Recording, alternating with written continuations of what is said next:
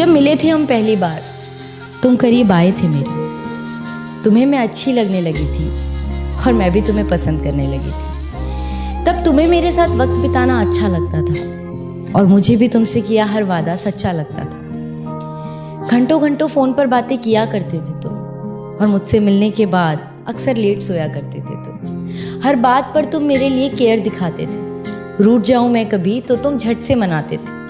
25 से 30 किलोमीटर तक रोज मुझसे मिलने आया करते थे और उसके बाद मुझे घुमाने भी ले जाया करते थे। तो क्यों आज साथ होकर भी हम साथ नहीं, और क्यों इस रिश्ते में अब पहले जैसी कोई बात नहीं? क्यों हमारे वो पहले जैसे हालात नहीं, और क्यों आज मेरे हाथों में तेरा हाथ नहीं? एक छत के नीचे रहकर भी तू अजनबी बन गया है। पता नहीं तू अचानक इतना क्यों बदल गया है। ऐसा नहीं कि मैंने तुम्हें समझाने की कोशिश नहीं की, पर कभी तुमने ही ये रिश्ता बचाने की कोशिश नहीं की। एक अरसे से जिंदगी को ऐसे ही एडजस्ट कर रही थी और जो हो रहा था मेरे साथ उसे बेमन से एक्सेप्ट कर रही थी, और तू मेरी इसी बात का फायदा उठा रहा था। मैं दिल लगा रही थी, तू दिमाग चला रहा था। पर कब तक इन रिश्तों को घसीटा जाए?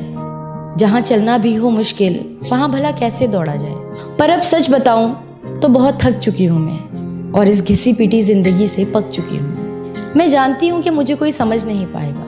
टूटा था पहले भी ये दिल, एक बार फिर से टूट जाएगा।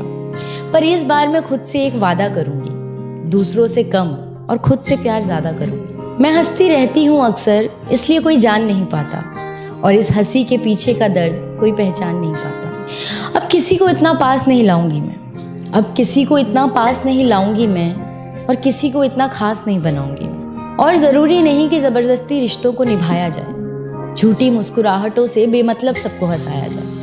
हम अक्सर ये सोचकर चुप हो जाते हैं कि लोग क्या कहेंगे, रिश्तेदार क्या कहेंगे, पर जिन्होंने कभी आपका दर्द जानने की कोशिश तक नहीं की, आप उनसे क्या उम्मीद रखेंगे? और इस दर्द में रहना है या इससे बाहर निकलना है, इसका फैसला सिर्फ आप कर सकते हैं। जरूरी नहीं कि अगर आपके पेरेंट्स के एक्सपीरियंस अच्छे हों तो आपके भी होंगे, उनके डिसीजंस अच्छे हों तो आपके भी होंगे। जिस सिचुएशन को आप फेस कर रहे हैं उसे आप ही बखूबी जानते हैं और कोई नहीं, और जो आपको समझता होगा वो आपकी सिचुएशन को भी समझेगा। और शायद हमारा सफर